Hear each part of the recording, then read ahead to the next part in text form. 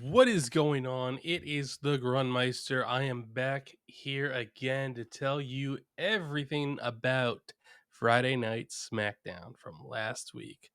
And as you can see, if you are watching, you see I'm wearing my John Cena merch because you know what? After John Cena's promo last week, his pipe bomb, I am fully behind the last real champion now. I cannot wait to see him leave the WWE with that title and completely disrespect and degrade every single person in WWE right now that think they can top the greatest champion of all time, the only true champion in WWE history. The never seen 17, the undisputed greatest to ever do it of all time, John Cena. Now, before we get too much into last week's SmackDown, let me also go through the IYH business, and that is you got to tune into the Monday Night Raw Monday Night Raw review show. That's Josh's name.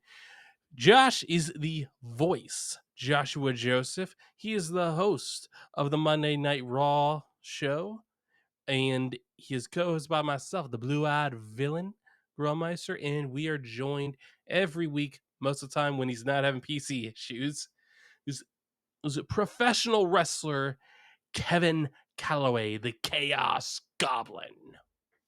You gotta love it because these are three bearded men get together and we have quite interesting conversations. You should definitely tune into last week's episode. Or I'm sorry, not last week, but this last Monday's episode. It was really a good one. It should be released sometime this coming week. You also got to tune in to the Raw deal with House and O'Neil.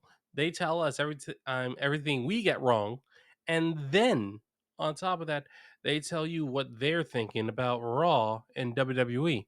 You got to tune into the Dear Pro Wrestling episodes because you got the Chaos Goblin Kevin Calloway teaming up with the world's most dangerous podcaster Paragon, teaming up with Relentless Ray Larson to give you all the scoop, all the insight, advice, and any other kind of useful information you might want to know about behind the scenes of pro wrestling.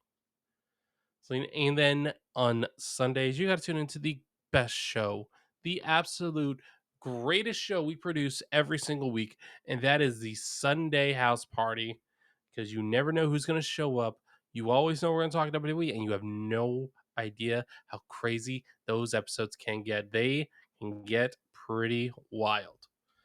Now, with all that said, let us talk about SmackDown from last week. SmackDown was overall a good show. Very good. You opened up with actually LA Knight showing once again that you know what? LA Knight may not be the most talented wrestler in WWE. He may not be the most talented talker in WWE, but you know what? He is absolutely one of the biggest draws in WWE. The crowd loved LA Knight. They loved his promo. They loved how he opened up the show. Well, and he had a promo with Paul Heyman. And Paul, you know how Paul is. If he's working with somebody he knows, it is to put them over and make them better than ever. For this would lead to Braun Breaker and Bronson Reed coming down after Paul Heyman warned LA Knight, leave the building before something bad happens to you. Because that's not a prediction, that's a spoiler. And what would you know happened? LA Knight got attacked by Bronson Reed and Braun Breaker, just as I said. However, LA Knight was able to fight them off and escape intact with a steel chair. But there would be a match made later on between LA Knight and Bronson Reed. Now, on SmackDown, the first match that opened up SmackDown was the semifinal matchup for the Queen of the Ring tournament, which we saw Alexa Bliss taking on the returning Empress of Tomorrow, Asuka. Quite a very good match, and definitely, definitely, you shouldn't be surprised that these two put on a good match. Asuka has been a top level little performer for years. Alexa Bliss, regardless of how people feel about her, because I know there are people that hate her, she is still one of the best performers in WWE. And unfortunately, Alexa Bliss was not able to pick up the win. It was Asuka that would win with her new move, the Empress Impact. And so now we have confirmed that Asuka is going to be uh, in Saudi Arabia tomorrow night. But we also confirmed on Monday Night Raw, well, this week, is that her opponent is Jade Cargill. Now, this is going to be interesting because Asuka, on the one hand, I want to see her wear it. I want her to be the Queen Empress. At the same time, I can definitely see that WWE are probably going to probably going to give the Queen of the Ring win to Jade Cargill, but at the same time, that might be so predictable that they won't do that because why are they going to let us be able to predict what they're doing? They will always find a way to get to where they want to go. They know where they want to go with Jade Cargill. They know they want to make her one of the biggest and baddest stars in the women's locker room, and they know exactly how to get. They know where they want to go, but the journey is all that matters. On that journey, you should be spending time getting people behind Jade Cargill, getting people excited. That was so when she finally gets there, fans love it. They have a huge reaction for it. Now, there was supposed to be a one-on-one match between Kit Wilson and Aleister Black. Unfortunately, I believe it was the week prior. Elliot, E- Elton Prince, did it seemed that he suffered an injury in the match, maybe a concussion or something. Actually, no, wasn't that? Was it? No, it was. It was a couple weeks ago, I guess. His, I predicted that he suffered an injury. They didn't say anything about it the weeks prior, up until this week, that he suffered an injury. Now, it could have been working out, and unfortunately, an accident happened. He got injured. Could absolutely be the case, but regardless, hopefully, Elton Prince, he feels better, gets well soon, because Pretty Deadly is quite definitely one of the best tag teams in WWE right now. Even if they haven't accomplished much, they have won a lot of people over. Uh, but Wilson was actually attacked by Ron Killings while Aleister Black was making his way down to the ring for the match. Aleister didn't get in. He's more like, why are you attacking my opponent? They had a segment backstage after the commercial break. Aleister Black made it very clear that he was not cool with Ron Killings doing that. And luckily, Damian Priest would show up to get in between Aleister and Ron. And Damian told Ron, focus your anger on John Cena, and then later you're going to go out and have some drinks. Hell yeah. We got the Lou finally showing up in chat. What is up, Lou? How you doing, brother? Cena sucks. No, he can't. He's the 17-time world champion. He's won at least 2 Royal Rumbles. He has been consistently one of the greatest professional wrestlers of all time. Who is better than John Cena? You tell me, because we all know it's not Undertaker. Oh, you were going to insult the John Cena jersey. You're going to insult that. Don't you insult my John Cena jersey, okay? I have always been a diehard John Cena fan. I don't want to be coming in here and disrespecting my last real champion, the last real champion. You do not come in here. You do not disrespect John Cena like that. I'm not. I no, I'm not getting carts at Walmart. No, okay. Someone like me, who is a fan of John Cena, he doesn't shop at Walmart. No, I shop at high classy establishments like Target and J.C. Penney.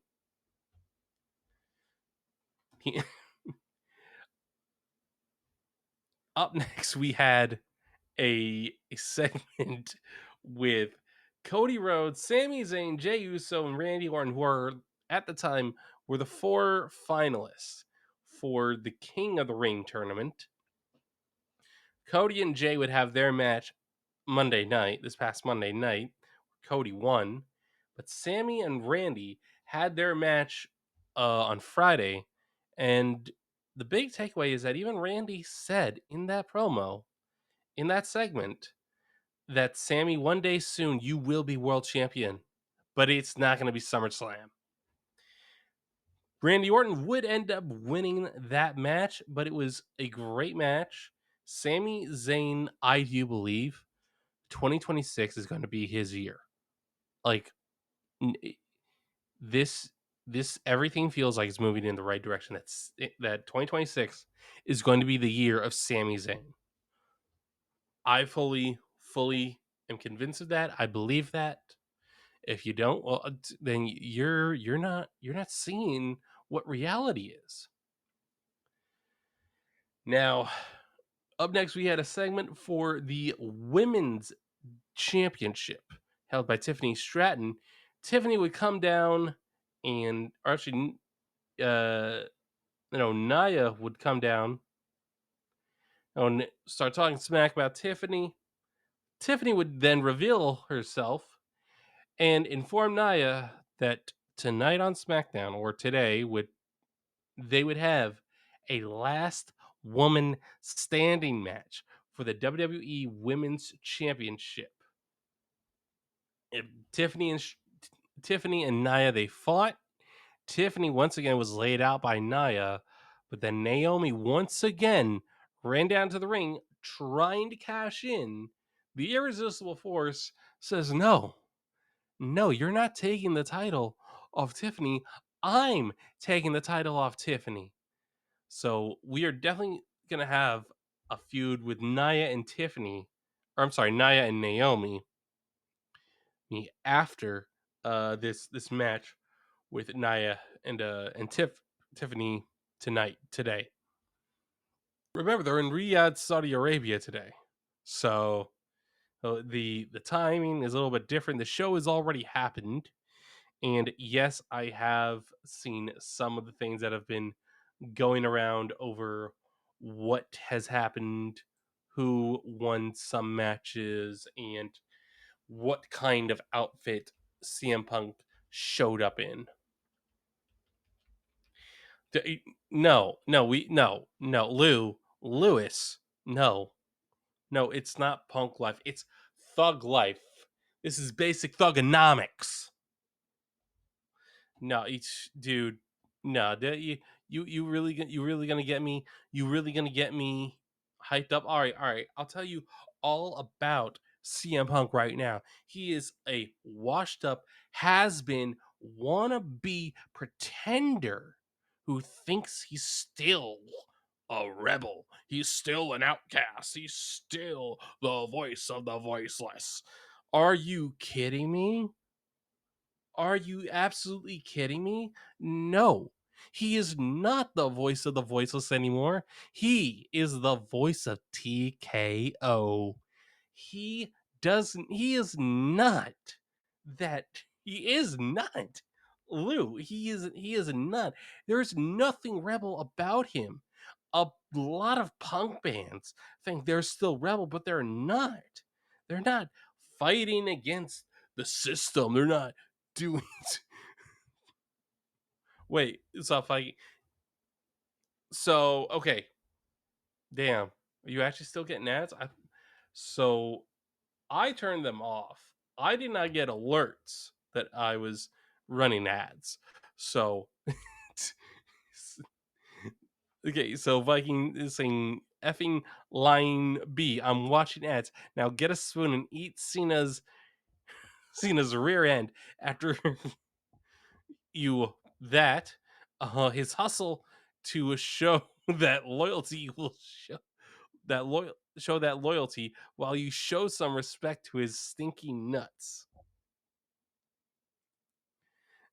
Joined and got instant ads. Okay, well then that's a Twitch thing. Okay, uh, okay, that is definitely a Twitch thing because I've turned off run ads because it's like, you know what?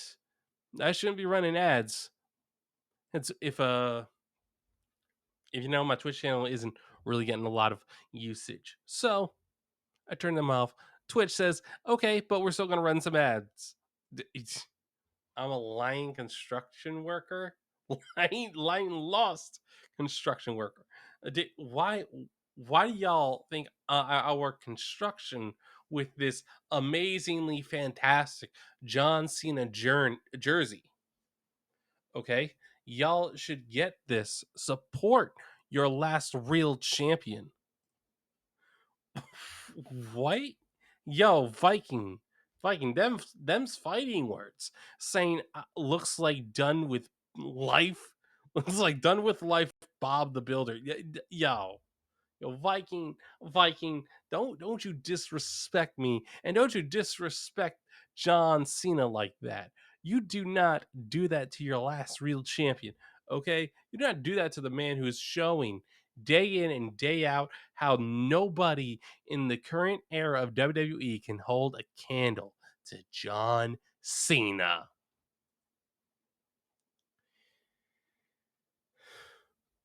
Up next, after the segment with Nia, Tiffany, and Naomi, we had Charlotte Flair fight Chelsea Green.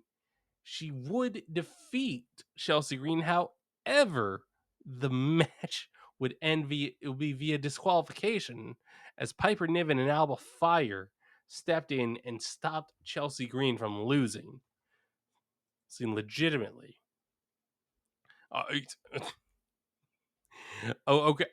Viking, you want me to fight you? You call me a penny pincher butthole? Dog, I will fight you any day of the week. Problem is, why would I want to drive my butt all the way up to Wisconsin? Or wherever the hell you're from in the mid-central US. Okay, you hicks? Got, all right?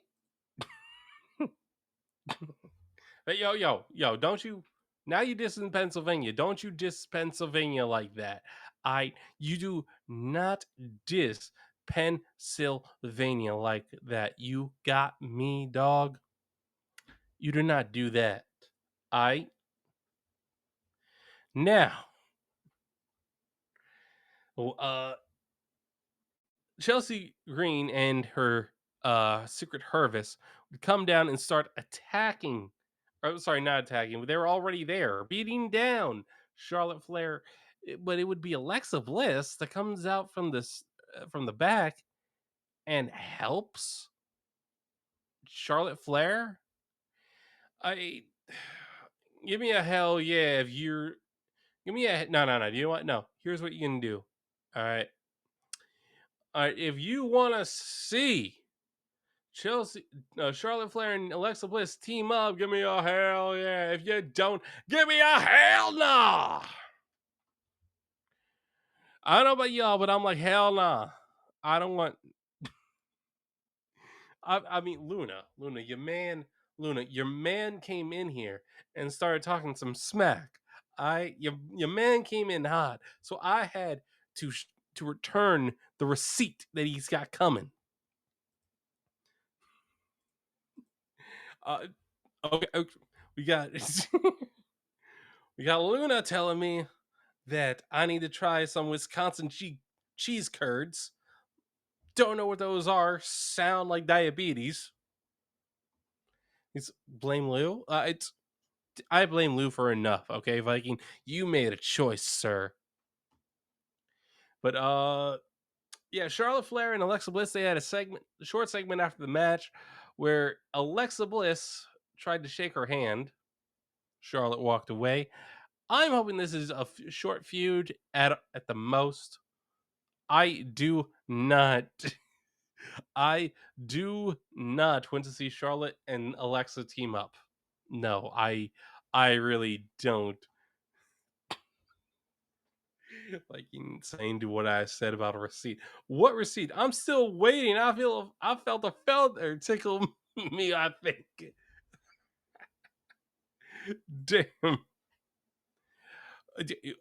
Okay, now Luna is just sending me Wisconsin things I need to eat. Beer cheese nachos and smoked brisket, buddy.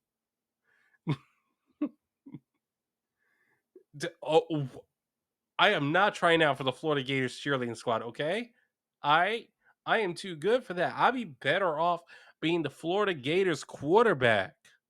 I okay, maybe not quarterback, maybe center, okay? I can play at center. I'm big, I'm wide enough. I can do that.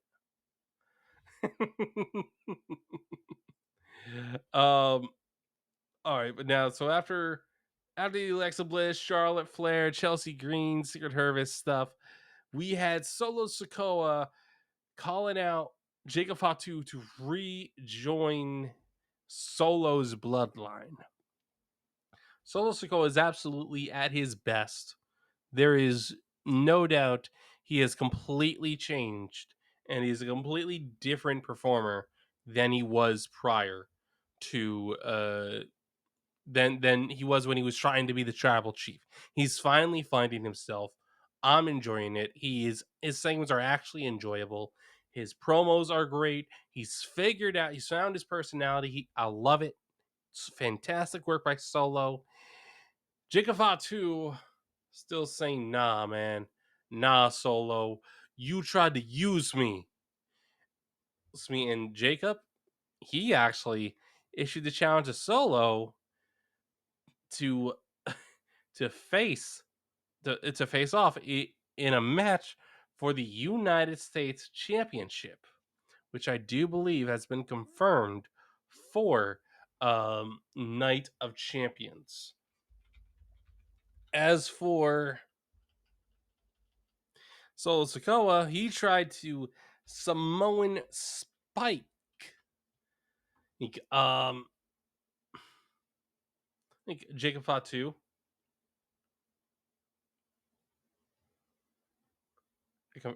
Just confirming. Yep, Jacob Fatu and Solo Sikoa are confirmed for Night of Champions tomorrow. Now, Jacob Fatu did get overwhelmed actually by JC Mateo and Solo Sikoa. However, Jimmy Uso would come down for the save.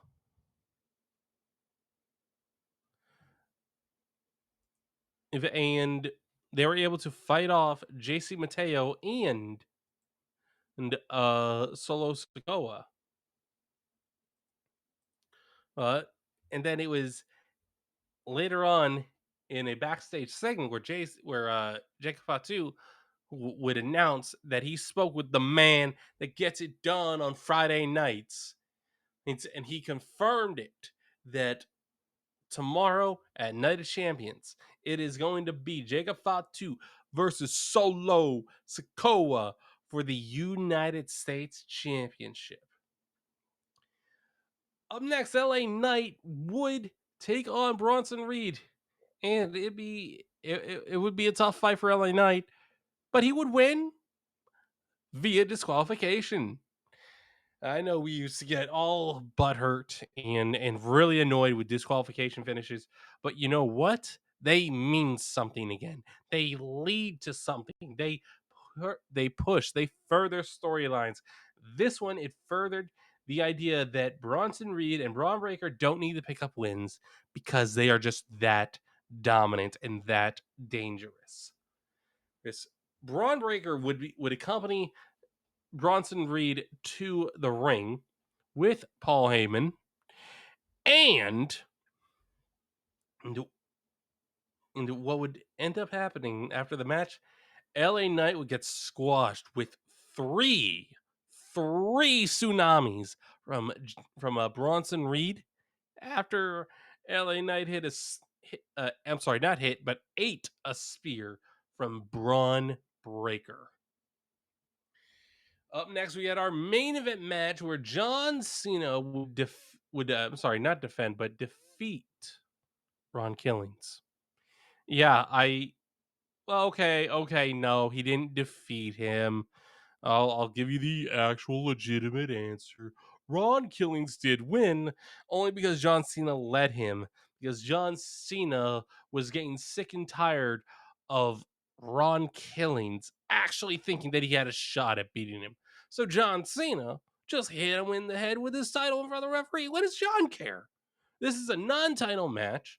Ron Killings is never going to earn another title opportunity against John Cena. So, what is the point? John Cena laid out Ron Killings, and so what? It's an L. It's a disqualification loss. Who cares? CM Punk would then come down and try and save Ron Killings. CM Punk couldn't even save himself, and then we've got the greatest promo from John Cena in 25 years. And I will give credit to this. It's all because of CM Punk. John Cena started the promo by basically almost verbatim reciting how CM Punk started his pipe bomb promo in Las Vegas that one night on Raw, 14 years ago. Oh, John Cena would then wave to the camera, say hi to Claudio Castagnoli, who's in AEW, to Nick Nemeth, who's in TNA, and Matt Cardona, who is the indie god and the deathmatch king. And he called them out. He called out CM Punk for saying that he's not the voice of the voiceless. He's a millionaire. He's not a rebel. He's not an outcast. And that he's not the best in the world. Well, that he doesn't hate TKO. He's Mr. TKO. In this promo, John Cena convinced me that CM Punk, he's everything I always thought he was. I mean, sure, I'm sure there's some good in CM Punk, but you know what? No, nah. John Cena reminded me that CM Punk, everything there is to know about him, all you gotta do is look at what he does. And what does he do? Does he do what's best for business? Sure, but that's completely against everything he truly is, or at least what he believes he is. He believes he's a rebel, he's an outcast, he's a rock star. He is goes against the system. He goes against everything and everything that is supposed to be corporate, everything that is supposed to be mainstream, that he goes against. He doesn't go against, he goes with it. He does whatever he has to line his own pocket. He does whatever he has to make sure that his bank account is sitting pretty. He doesn't give a damn about the fans. He doesn't care. He doesn't care like John Cena cared. John Cena encouraged people to hate him. John Cena always said, "Thank you for your hate. Thank you. Give it to me because I know at least then you guys are having a good time because you guys are telling me that you hate me. You don't want to see me. But you know what? I'm here. And where is everybody else? They ain't here. What are they doing? They ain't no one else in the back was stepping up." The last real champion made it crystal clear that CM Punk, he is not a savior. He is not the voice of the voiceless. CM Punk is only out for himself. He always has been, always will be. He got kicked out of AEW because he didn't want to play ball, and that's fine. I still don't like Tony Khan. Okay, because Tony Khan, Tony Khan when CM Punk played ball would have ruined CM Punk's career entirely. It would have ruined a lot of wrestlers' careers, because they probably still will. But CM Punk came back like after 14 years, or after what was it, 10 years of being away from WWE. He came back, and years ago, he said he would never wrestle in Saudi Arabia. And people at the time always believed that CM Punk was a man of his word. And in the entire time that he's been back in WWE, he has refused to be on Saudi Arabia shows. And now he is not only at he's not only in Saudi Arabia, he is going to be main eventing Saudi Arabia. He's going to be a main eventing United Champions. Hell, he was on SmackDown today. And you know what? You guys have probably heard before you even listened to this episode that CM Punk is now about that punk life. This is basic punkonomics. Yeah, CM Punk looks absolutely ridiculous. And I've got Chad. You know what? I'll fine. I'll acknowledge you guys telling me, saying no, everything I'm saying about CM Punk is not true.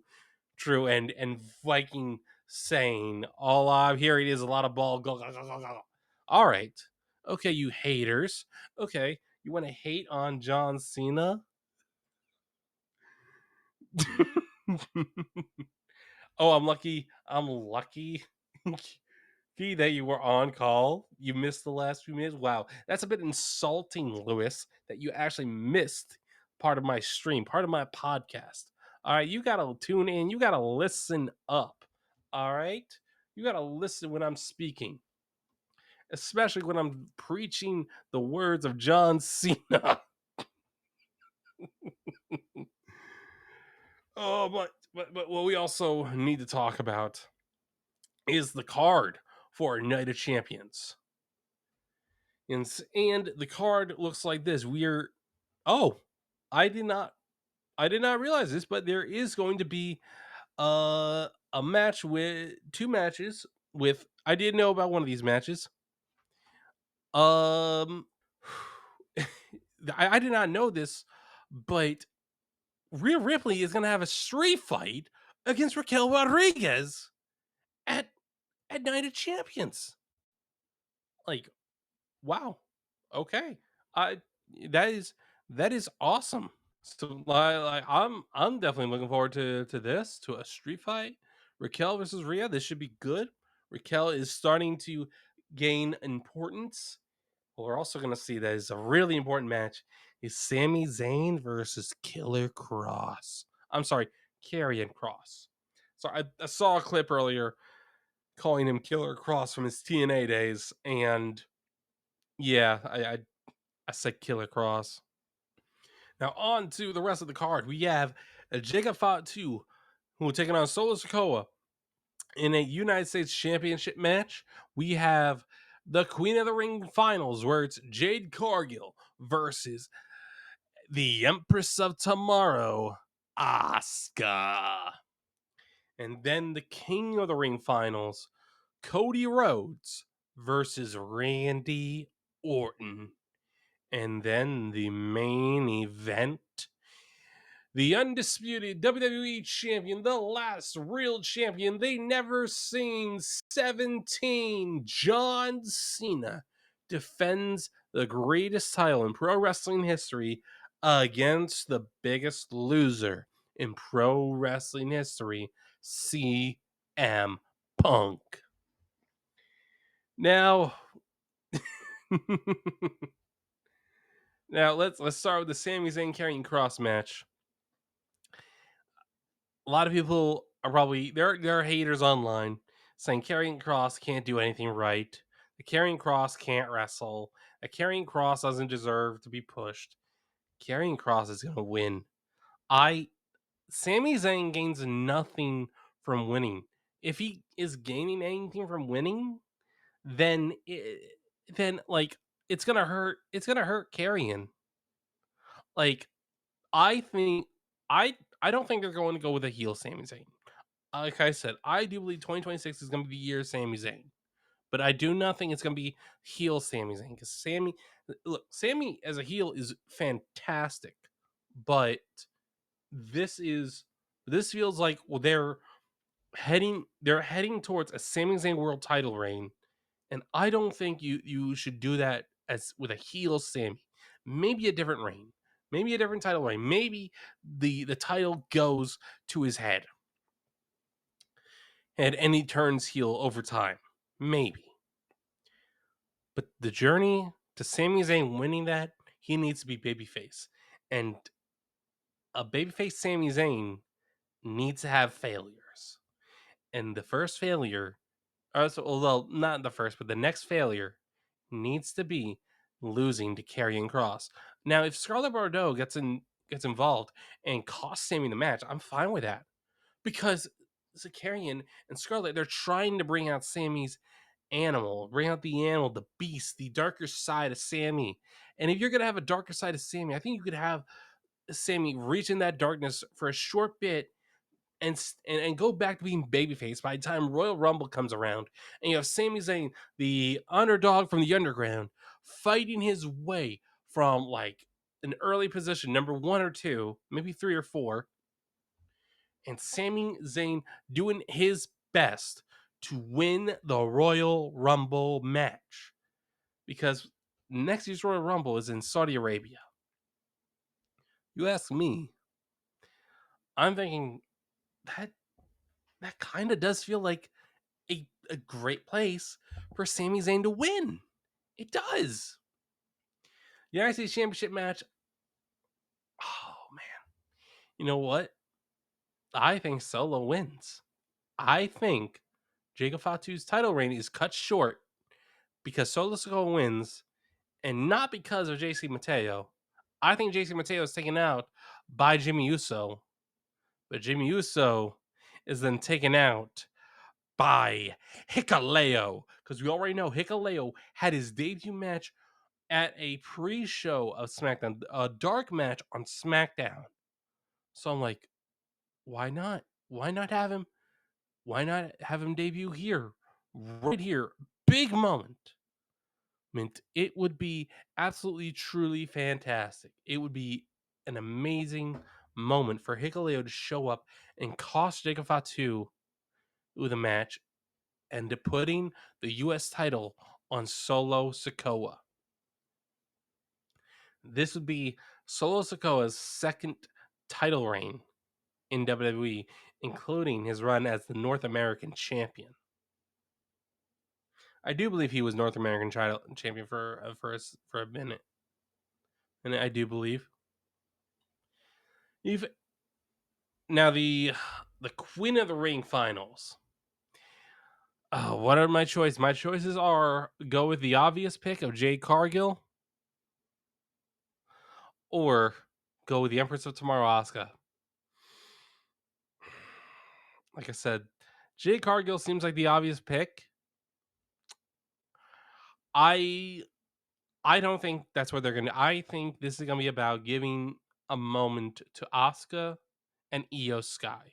I think Asuka wins Queen of the Ring finals to create a match at SummerSlam where we have Io Sky 1-on-1 with Asuka for the WWE Women's World Championship. I mean, Lou, you said some dumb things tonight, but I'm not gonna. But this is not one of them because it very well still could be Jade Cargill. It absolutely could still be Jade Cargill. I'm not going to say that it's impossible for Jade to win. It is absolutely possible for Jade to win, but I do not think. I do not think Jade loses anything if she loses here because she's yeah. You see, Asuka versus Io would be cool. I think they can still go that route without this happening, but it's going to take a little bit finagling, but I think they can do it. They have a month. They can figure something out to make that work. And you know what? People are also complaining like, "Oh, Sky hasn't defended the title that much." Like, yeah, because you know what? Back in the day, if a title wasn't defended that often, it was considered prestigious. It was considered important. If you overexpose a title, it loses its grandeur. Some titles they should be defended weekly. John Cena defending the United States Championship against Sami Zayn, Adrian Neville, Kevin Owens, and everyone else back when the last time he won the United States Championship was great because it was putting other talent over. So I'm going with Asuka. The King of the Ring finals, Cody Rhodes versus Randy Orton. I man, here here I think I'm going to go with the obvious. Here I think I'm going to go with the obvious. I'm going to go with Cody Rhodes. Again, it's a case where Randy doesn't need to win. It would be nice to see Randy win because I don't believe he's ever been King of the Ring, and so this would just be another notch in his belt of all the accolades he's achieved over the years. And then finally, the Undisputed WWE Championship match. You guys know exactly where I'm going. CM Punk is going to get put down like the dirty, pathetic little dog he is by John Cena. Viking has the Viking saying the U.S. and intercontinental should be defended weekly. Honestly, felt that like Cody defended the WWE title way too much. Yeah, he was a babyface, like kind of be that can kind of be allowed, but at the same time, like yeah, I definitely see what you mean. The big titles should not be defended that often. Uh, yeah, exactly. Like, Cody wanted to be a workhorse and fight. Absolutely, he that's what he wanted to do. I am thrilled that he wanted to be that because you know what, everyone should strive to be like John Cena, but you'll never be like John Cena. I'm not saying I'll ever be like John Cena. I can't be. There's no way I can be like John Cena, but I'll always be one of his loyal supporters of all time. Cody Cody's better. Yeah, look, we'll see. When Cody's ready to retire, we'll see. Okay, Cody, I will give him respect. He did the unthinkable. He left WWE and improved his value. Not many people achieve that. I will give Cody that. Nobody, not nobody, but very few people actually increase their value while they're away from WWE, while after WWE has kicked them out. Not many have done that. Drew McIntyre is one of those people that did. Whoa. John Cena is better than Travis White. Now, look, I'm not saying you're wrong, but you should also put some respect on the Tribal Chief's name. You should put some respect on the name of Roman Reigns. I am not laying concrete this weekend. I'm going to be watching Night of Champions. I'm going to be at the Sunday house party. I guys, I don't know why you think I do construction. I don't do construction work. Okay? Hey, I don't know why you guys think this jersey looks like I work in construction. It's completely acidine. Lou's hoping I get stuck in the drywall that I'm not putting up, and hope it dries while I'm stuck in it. Lou, you are out of your damn mind. Hope you know that. What's the pitch on that roof? I need to get this order done for Shakos. Oh, wow. Wow, okay. Keep sending your hate just like John Cena just swipe it off because you can't see me. With that, I think that's a good place to end the show. Thank you guys for tuning in. Thank you for hanging out. And I will see you guys next week. Have a great Friday night. Enjoy the weekend. Have a great week at work. And I will see you guys next time.